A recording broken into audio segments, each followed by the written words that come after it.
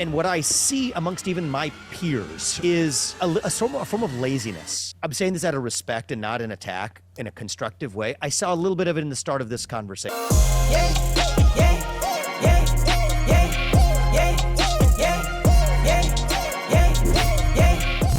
Graduated from the top of my class at Harvard. I've been through Yale Law School. I'm working at a hedge fund in New York. Like, let's just get real here. Like, I know you. We haven't met before, but I know you. You're not unfamiliar to me. And what I see amongst even my peers is a form of laziness. I'm saying this out of respect and not an attack, in a constructive way. I saw a little bit of it in the start of this conversation. In this video, we are going to watch Vivek Ramaswamy's recent appearance on leftist commentator David Pakman's show. This is an interesting one, and they talk about some fascinating topics. But the best part is most definitely at the end, when Vivek calls out and educates this man in the most classy yet direct way. It actually blew me away. So pay very close attention to the line of questioning at the start, and then the way that Vivek circles back to that. Wow, shout out to this creator, Rattlesnake TV. Make sure y'all subscribe to his channel for the amazing videos he does. At the end, and how he does it. Let's get into it. I'm gonna get right into what, fortunately or unfortunately, is often my first question when we speak to candidates right now. It's just sort of like a sanity check, which I think you will pass, honestly. Let's hope. Is there any way to interpret that Donald Trump actually won the 2020 election, or did he lose the 2020 election? The way you're framing the question, you're asking me a very specific question. Is there any way? Here's one important unexplored strand. Okay. The Hunter Biden laptop story and its systematic suppression. I'm a data-driven guy. Really? I'm a data-driven guy, and I think you probably are too, based on absolutely what little I know. So look at the polling data on the aftermath and before and after. There are more than enough people, it's not even by a super small margin, that say they would have changed their vote had they been exposed to that information before that election. When it talks about the laptop, to me personally, I didn't even know that was a thing, and the fact that it was suppressed, that's it's very strange. I'm not even gonna lie, like, it's very strange, because if y'all remember on Twitter, that whole story was literally banned from getting released until after the election. That's weird. That's not right. I'm not gonna sit here and say like an entire conspiracy in a whole government election or United States election. I'm not gonna sit here and say that. What I am gonna say is the fact that a story that big was, for some reason, not shown on any platform. It is kind of suspicious. I'm not going to go too deep into it because I don't know a lot about it, but it's just kind of suspicious. The fact is that was systematically suppressed in what was probably the single greatest form of election interference in American history. And there was a lot of discussion. If I may just finish, just so you get the full freight of my view here. Yeah. There was a lot of discussion about the legitimacy of the 2016 election on the back of Russian election interference that actually, it turns out, was actually much smaller scale than surmised.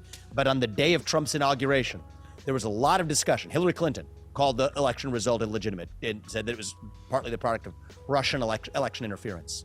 Whatever that was, that pales in comparison, really, to the effect of the systematic suppression on domestic soil of a story that 2 years later, every news outlet in this country has absolutely admitted was indeed true when it was systematically suppressed at the time. So you asked the question, is there any basis? There's your basis. And it is, do you have an opinion as to, is it the explicit pictures of Hunter that would have in some way changed people's minds, or the as of yet unproven claims that Joe Biden is involved in some kind of bribery fraud scheme, or like what about it? So I'm not speaking for the survey respondents, but I can tell you what speaks to me. Yeah. Actually, because I wouldn't have changed my vote. I voted for Trump, right? So I wasn't one of the survey respondents who said I would have changed my vote because of it. Good. So here's what does speak to me, and I think it's relevant. Let's just take this outside the scope of political partisan. Me personally, I don't even know a lot about that story.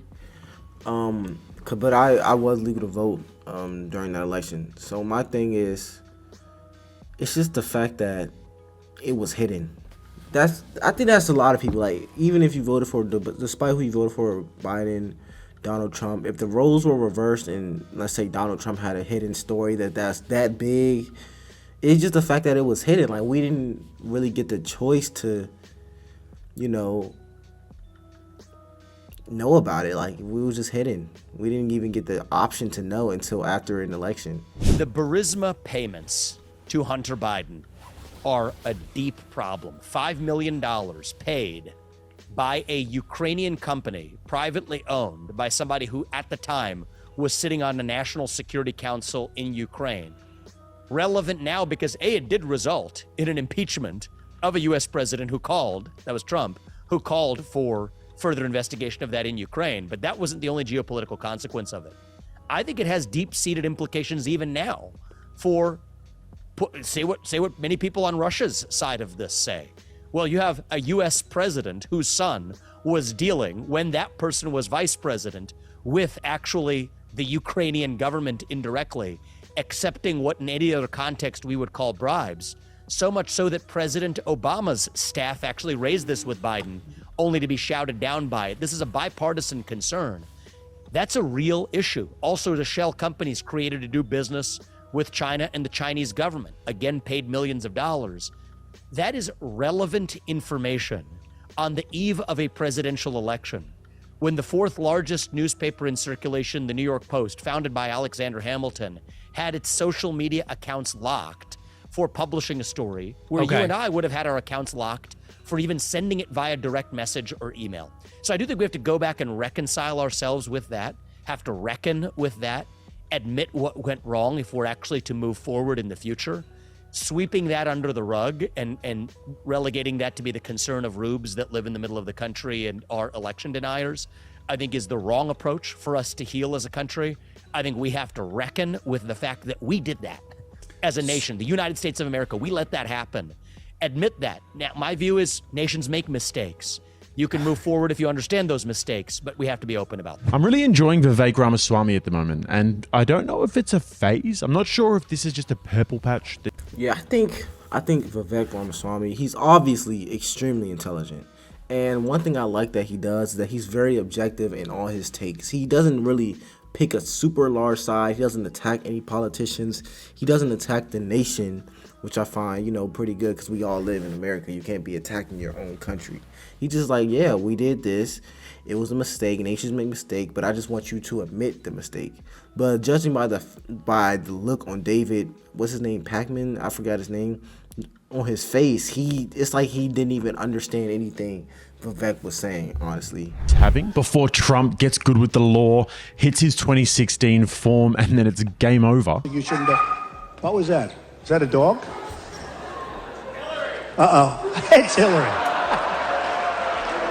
Or if he could genuinely be a contender. I honestly think that Vivek Ramaswamy versus RFK on a debate stage would be absolutely mouthwatering. But back to the interview, and Vivek handled that very, very well there. He did well to stand his ground, because the way that the question was framed was that it was a sanity test. Like, if you have any objections whatsoever, you are insane. If you look at that election and you have any questions at all about the suppression of the laptop, the strange business deals with Ukrainian oligarchs, which now the USA is sending billions of dollars to that country, the manifest unpopularity of Joe Biden, who supposedly polled 81 million votes but can't even get 81 people to a rally, the mail-in ballot system. If you look at any of that whatsoever and you have any questions, you are basically a white supremacist. Pretty unbelievable to think about the whole situation, to be honest. That's a crazy stance, because I am black, so I don't even know how I can be. But if you're just using common sense, if a story that big is being suppressed, it's just common sense. If it's being suppressed during that specific moment in time, it could be a form of rigging. It could be. I'm not saying it is, but it's a good guess. You can't just suppress something that big and then 2 years later bring the story oh yeah, this did happen. And no, companies like social media companies, Twitter definitely did it. Twitter was definitely suppressing stories. You couldn't even talk about it at all on Twitter. That's not strange.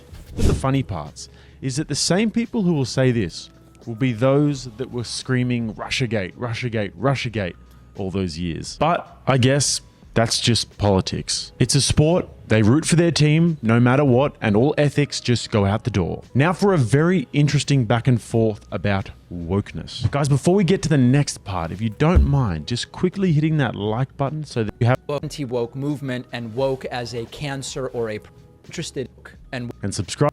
You wrote the book, it's in the title. One of the things I'm interested in when it comes to the anti-woke movement and woke as a cancer or a problem is that there's about a half dozen or more polls that show that wokeness seems to be the predominant perspective if you look at the whole country. I won't give you the full list, but just so we put a couple here, there's one poll from Pew which finds that about 6 in 10 Americans say on the issue of going far enough, the right distance or not far enough on making trans people feel okay, not discriminated against, understanding their issues. 60% say we've hit the right note or we actually have not gone far enough. There's one from The Hill about 60% of the country is against any restrictions on drag performances. This is the sort of thing I'm talking about. Maybe you will dispute the numbers, maybe you won't, but those are some of the data I'm working with. Doesn't it seem as though the anti-woke idea is maybe overplaying a hand that might do well in some parts of the country, but won't win a national campaign, as evidenced by what Ron DeSantis is seeing right now, losing 42% of his support in the primary? So I want to say something, which I've said before, but it doesn't seem to matter, but I'm going to say it anyway. The media seems to be the one that uses a label of anti-woke to describe my campaign. I am running a campaign to revive national identity. And at the time I wrote woke. And that's what I was thinking. Like, when it comes to anti-woke, what does that even mean? What is woke? Like, I when I started doing these type of videos, I was like, what is woke? What does that mean? Like, what defines wokeism? What defines anti-wokeism? Because if I say something like, for example, you're talking about that election, you're like, yeah, it is reason to believe it was rigged. They would probably think that's anti-woke. And I'm like, no, that's not really anti-woke. That's just me saying, like, yeah, there's probable cause to believe it. Like, not saying I believe it, but it's probable cause. Like, so what does this mean, anti-woke, woke? It just seems like they're just throwing around labels. Everything changes a definition every day. I really don't even know what's going on at this point in the country. Like, I'm just kind of observing. Like, it's really hard to even know what's going on. Yeah. You know what people criticized the title back then? People said nobody knows what this word is. Okay. So at the time I wrote the book, that was actually the chief criticism of the title. And unlike many on both the left and right, I will define exactly what it is that I view as a symptom of a deeper malaise in our current. I thought you were going to define woke itself. No, well, wokeness is a symptom, and I will define the symptom, but it is also a deeper cancer. And wokeness is a worldview that says that there are certain invisible social relationships between us, grounded on oppression or oppressor relationships and statuses of people, based on race, gender, and sexuality. That you're either oppressor or oppressed based on those genetic attributes, that there are invisible societal injustices resulting from them, and that we have to be awake, alert to those injustices and then correct for them. Left or right, I think that's a neutral definition that describes at least what we're talking about. I have a different one, which is much simpler, which is simply becoming woke is becoming aware that there are problems in our society bigger than any one person's circumstances. That's how I define it. And I know it's very different from what you're saying. That's a slightly different definition, and one that is set up for more people to agree with it. But I think that that's not, I respectfully, David, that's a definition that on its own does not support the specificity of policies that follow from it. Right? Racial quota systems in boardrooms. The fact that a company cannot list on NASDAQ unless it has a certain number of quotas filled by racial minorities or sexual minorities on its board. That is a much more specific instantiation that closely tracks my definition of wokeness than a general definition that there are just vaguely some things wrong in the world that are systems that don't result from individual behavior. Well, okay, that's a big leap to get from there to racial quota systems. especially when actually in that very rule, and I'm just triple clicking on that just to get specific, but it is not an outlier. It is an example of what we see pervasively, where people then came back and said, well, how about veteran status or disability status? To which the government, the SEC, and the NASDAQ said no, because that would reduce the desired forms of diversity on that board. When the affirmative action rule came out, I want to say one of the Ivy Leagues, I think it was either Columbia or Yale, they put on their application that after the affirmative action rule came out, said like race being removed from applications, they put on their website that said now you have to submit a video application. You have to submit a video application along with your regular application to be considered admission into the school. They eventually removed it from the site, but when I hear about stuff like that, it kind of makes me feel, it's a very weird feeling, because to me personally, when it talks about all this woke stuff and all these quotas I guess companies have to reach, to me it's like, it kind of makes you feel like you're a natural born victim in the world. Like just because you're black, or let's say you're a woman, it makes you feel like you're a victim, because you hear these companies or schools saying like, oh yeah, we not have to accept you, but because you're black, you basically have a higher chance of getting into the school. So it makes you feel like society has done something to you. But the reason I said it's weird is because I don't personally think I'm a victim in any sort. So when I see this stuff happening, I'm like, am I a victim of something? Like, do I deserve this? Like, is this a normal thing that should be happening in my life? And the reason I bring that up to y'all is because like this is the reality of a lot of us. Like, even like a lot of people are getting slighted with these rules and stuff, but even me, like I'm a young black man, affirmative action will work in my favor, or these rules will work in my favor. But the reason it's so weird is because I don't think I'm a victim. Like, I had a very good life, a very, very good life. And when I see this stuff happening that's supposed to be working for me, it just makes me feel kind of weird, because like, do I deserve this? Like, did I earn this, or is it just some type of rule, somebody trying to pity me in society? And that's kind of like the effects of these type of rules. Like, people like me, it makes you a little confused, if I'm being honest. We are talking about very specific instantiations of a culture that we can't just elide in the form of a general neutral definition that there are some unfair systems that we need to correct for them. That's not the essence of the claim that alone would support the range of policies that we see. And so I think we have to owe it to ourselves to at least be specific and get on the table, where I'll give Ibram Kendi at least some credit for being specific when he expressly says the right answer to past discrimination is present discrimination. The right answer to present discrimination is future discrimination. Those are his words, not mine. You have to take people like Ayanna Pressley at their word. We don't want any more black or brown faces that don't want to be a black or brown voice. I know that's a little bit uncomfortable to smoke out, because it makes a lot of my friends on the left uncomfortable, because they don't want to agree with those exact statements, even though they do want to agree with the more neutral definition of wokeness that you provided.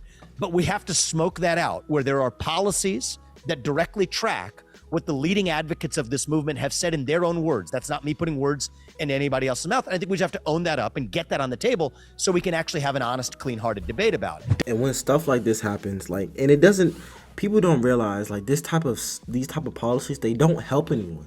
They actually are they're hurting us. Like, for example, affirmative action. When affirmative action first came out, it was a good thing. I think it was a good thing when it first came out, because it was true racism.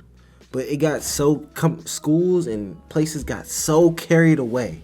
They got so carried away that it literally started lowering the chances of other races just because of your race. Even though it was helping one community, schools got so carried away that just you being black, not just because everyone who applies can get in, but you being black, it really, really, really helped you in some situations. They got so carried away that the Supreme Court, they really had a cause to remove it from universities and stuff. And when I look at stuff like that, I'm like, dang, like universities got so carried away that I see why they will want to remove it. I'm not saying I agree with it or disagree with it, but I see why they want to move it.